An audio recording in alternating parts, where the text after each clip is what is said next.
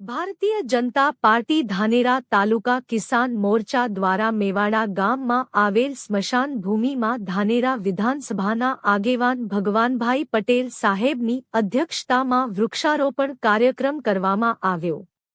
આ કાર્યક્રમમાં પૂર્વ મંત્રી હરજીવનભાઈ સાહેબ, પૂર્વ ધારાસભ્ય જે.કે. પટેલ સાહેબ, તાલુકા આગેવાન વી.આર. પુરોહિત સાહેબ તથા કિસાન મોરચા જિલ્લા પ્રમુખ ટી.પી. રાજપૂત સાહેબ, તાલુકા ભાજપ પ્રમુખ રમેશભાઈ દેસાઈ, મેવાડા સરપંચ શ્રી હરજીભાઈ વાઘેલા, કિસાન મોરચાના પ્રમુખ મંગલાજી રાજપૂત તથા મહામંત્રી દિનેશભાઈ ચૌધરી તેમજ પાર્ટીના કાર્યકર્તાઓ, કિસાન મોરચાના હોદ્દેદારો, ગામના આગેવાનો, યુવાનો મોટી સંખ્યામાં હાજર રહ્યા અને વૃક્ષારોપણ કરવામાં આવ્યું।